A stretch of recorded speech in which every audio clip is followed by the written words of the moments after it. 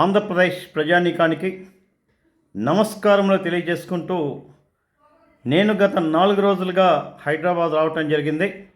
హైదరాబాద్లో అనేక ప్రాంతాల్లో నేను తిరుగుతూ ఉన్నాను. అనేక ప్రాంతాల్లో మెట్రో సిటీ దగ్గర నుంచి, మెట్రో ప్రాజెక్ట్ దగ్గర నుంచి, హైదరాబాద్లో కొండాపూర్ దగ్గర నుంచి, హైదరాబాద్లో ఐటీ ప్రాజెక్ట్ దగ్గర నుంచి కొన్ని ప్రాంతాలలో వేల కొలది ఇక్కడ ఉపాధి పొందుతూ ఉన్నారు. ఐటీ ప్రాజెక్టుల్లో కావచ్చు, వివిధ ప్రాంతాల్లో. హెచ్ఎస్బిసిలో అయితే ఏకంగా 40,000 మంది విదేశీ సంస్థలకు సంబంధించిన ఉద్యోగాలు చేస్తున్నారు. టీసీఎస్ కావచ్చు, టెక్ మహేంద్ర కావచ్చు, అనేక. అంటే ఒక ప్రాంగణం నేను చూసినప్పుడు ఇంచుమించుగా 2 లక్షల మంది పైచిలకు ఇక్కడ చేస్తున్నారు. ఈరోజు భారతదేశానికే తలమానికమైనటువంటి ఒక మహోన్నత నగరంగా ఈరోజు హైదరాబాద్ను చూస్తుంటే గర్విస్తున్నాను.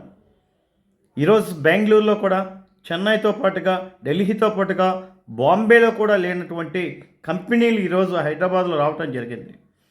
ఈరోజు అంతర్జాతీయంగా వచ్చినటువంటి మహనీయులు కూడా హైదరాబాద్ అభివృద్ధిని గురించి చాలా గొప్పగా చెప్పుకుంటుంటే ఒక ఆంధ్రుడిగా నేను కూడా గర్విస్తున్నాను.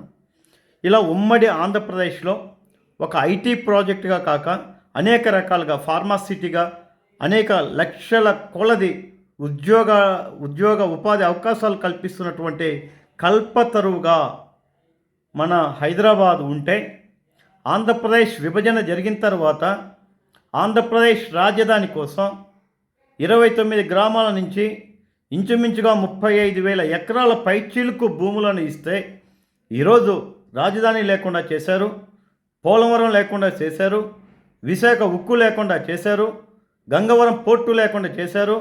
ఈరోజు రాష్ట్రంలో రవాణా రంగం అస్తవ్యస్తం అయిపోయింది. ఆంధ్రప్రదేశ్లో కనీస రోడ్డు సౌకర్యాలు లేవు. ఆంధ్రప్రదేశ్లో కేంద్ర ప్రభుత్వ సహకారంతో విభజన హామీలను నెరవేర్చలేదు.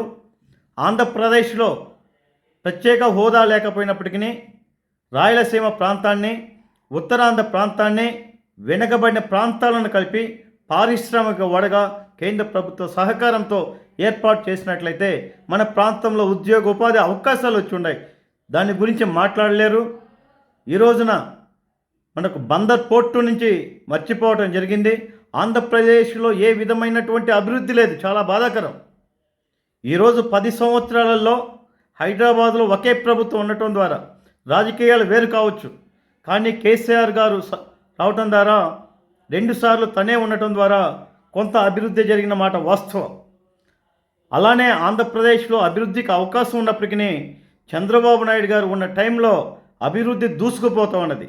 కొన్ని లక్షల గృహాలు కేంద్ర ప్రభుత్వ సహకారంతో నిర్మించిన మాట వాస్తవం. అలానే విజయవాడ, అమరావతి కేంద్రంగా అభివృద్ధి చెందుతున్న మాట వాస్తవం. విశాఖపట్నం దగ్గర నుంచి, తిరుపతి దగ్గర నుంచి, అనంతపురం దగ్గర నుంచి 13 జిల్లాలతో కూడినటువంటి విభజన ఆంధ్రప్రదేశ్ అభివృద్ధి పరుగెత్తుతున్న సందర్భంలో, ఆంధ్రప్రదేశ్లో జరిగినటువంటి రాజకీయ నేపథ్యంలో, ఆంధ్రప్రదేశ్లో ముఖ్యమంత్రి మారిన నేపథ్యంలో ఆంధ్రప్రదేశ్ అభివృద్ధి అధోగతి పాలైంది. అప్పుల ఆంధ్రప్రదేశ్గా తయారైపోయింది. ఆంధ్రప్రదేశ్లో అసూయ తప్ప, విధ్వంసం తప్ప, కేసులు తప్ప, ఆంధ్రప్రదేశ్లో అసభ్యకరమైన తప్ప ఆంధ్రప్రదేశ్ అభివృద్ధి లేదు. దయచేసి ఆంధ్రప్రదేశ్ ప్రజల్లారా, ఆంధ్రప్రదేశ్ విద్యార్థులారా, ఆంధ్రప్రదేశ్ మేధావులారా, ఆంధ్రప్రదేశ్ మహిళలారా, ఆంధ్రప్రదేశ్ ప్రజానీకులారా, ఒక్కసారి హైదరాబాద్ అభివృద్ధిని చూసి నేర్చుకోండి.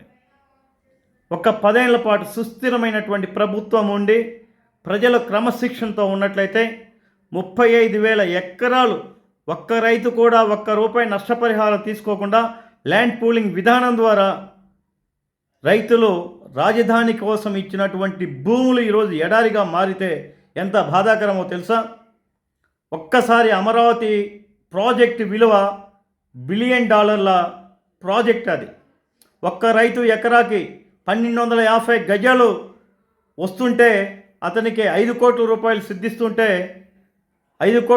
సిద్ధిస్తుంటే 2,400 గజాల పైచీలకు ప్రభుత్వం దగ్గర ఉంటుంది. ఈరోజు లెక్కల ప్రకారమైన ఇంచుమించుగా 90 లక్షల కోట్ల రూపాయలు రైతులు ఇచ్చినటువంటి భూమి ప్రభుత్వం దగ్గర ఉండటం ద్వారా ఎవరికి డెవలప్మెంట్ ఇచ్చినా ఉచితంగా కూడా బిల్డింగ్లు ఏర్పడేవి. ఈ ప్రాంతంలో ఉద్యోగ ఉపాధి అవకాశాలకి మార్గంగా